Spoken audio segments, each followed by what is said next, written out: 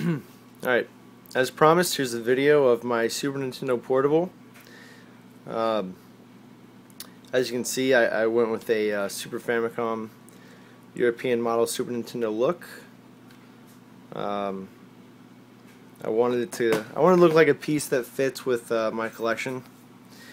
Headphone, AC adapter, volume up and down, power.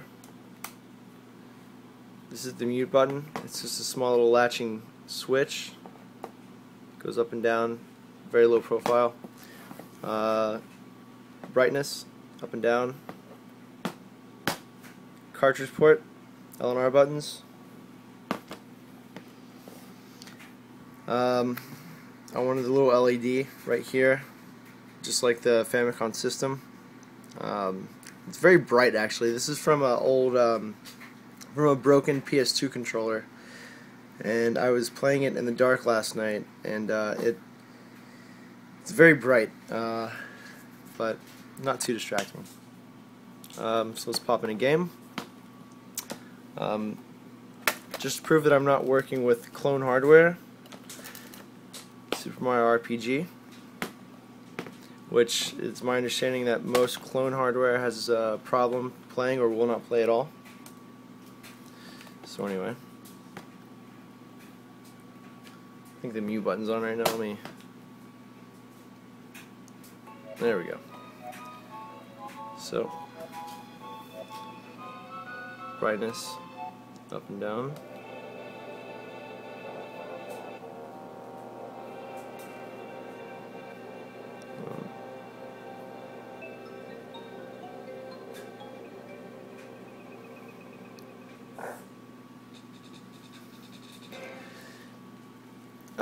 The cartridge actually sits pretty snug inside the cartridge slot. It's not really loose. I mean, if I were to set it down, it might, there might be a little looseness, but it doesn't affect anything. The game doesn't shut off or anything like that. And I love the sound on these PS1 Zenith LCD speakers. They really do the SNES hardware justice.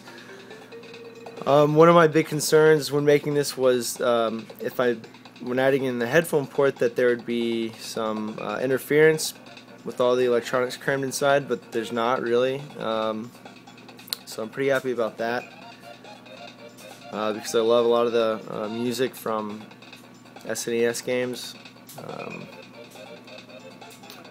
So I can turn that brightness down a little bit.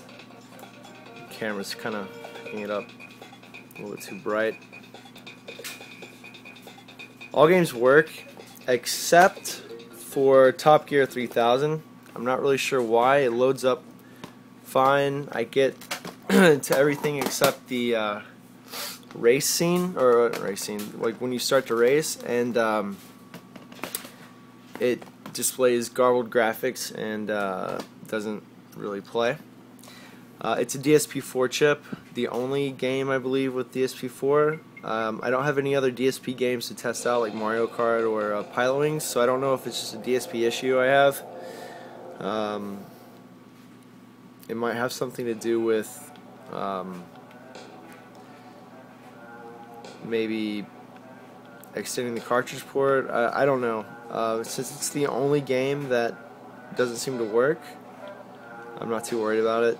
I mostly built this thing to play RPGs anyway. So anyway, this is it. Hope you enjoy. Again, thanks again for all the nice comments everyone's been giving me. I really appreciate it. And have a good weekend.